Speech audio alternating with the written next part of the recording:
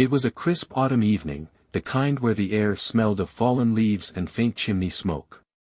Keanu Reeves, in his usual understated attire, a black jacket, worn boots, and a quiet demeanor, was walking through a park in a small neighborhood just outside the city. His day had been long, and the park offered the peace he often sought when the world felt a little too noisy. As he passed a row of benches beneath a canopy of amber leaves, he noticed a small group of older men and women gathered around a wooden table. They were playing cards, their laughter carrying in the cool air. One of the women, a spirited lady with silver hair and a bright red scarf, caught his eye. "Hey there, stranger," she called out, her voice full of warmth. "You look like you've got some stories to share. Care to join us?"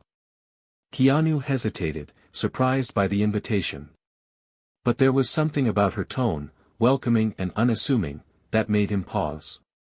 "Don't worry, we don't bite," added a man with a thick mustache and a boisterous laugh. "Unless it's Ethel's cookies. Then all bets are off." The group erupted in laughter, and Keanu found himself smiling.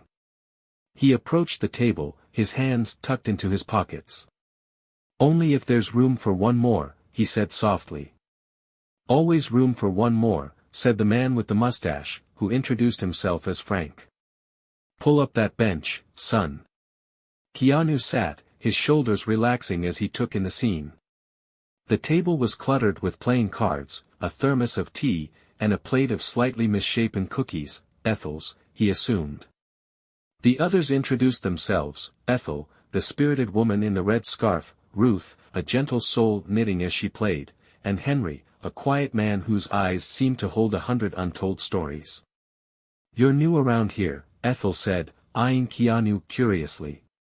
"What brings you to our little corner of the world?" "Just passing through," Keanu replied. "Needed a walk to clear my head." "Well, you've come to the right place," Ruth said, her knitting needles clicking softly.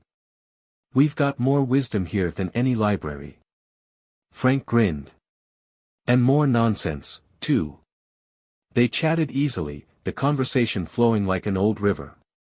Ethel shared stories about her days as a schoolteacher, and Ruth told tales of her grandchildren's antics.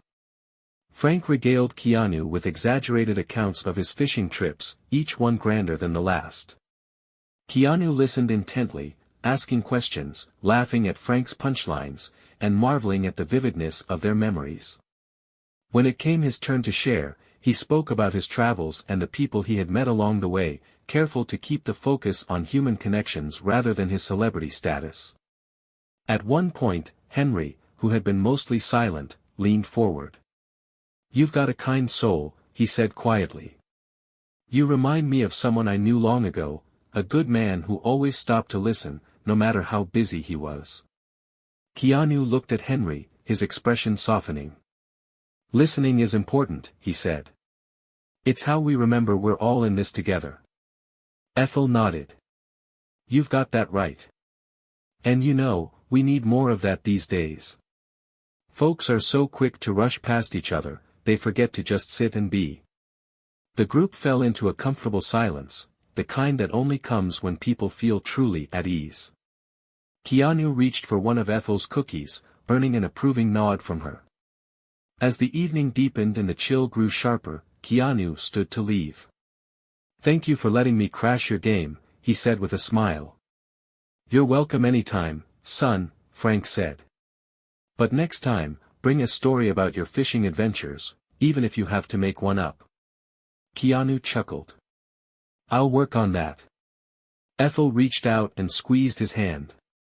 "You take care of yourself, dear. And don't forget to stop and listen once in a while." "I won't," Keanu promised. As he walked away, the group waved, their voices carrying after him. "Don't be a stranger now." Keanu smiled to himself, tucking the moment away like a treasure. In a world that often felt chaotic and disconnected, there was something profoundly grounding about spending an evening with people who lived simply and laughed easily.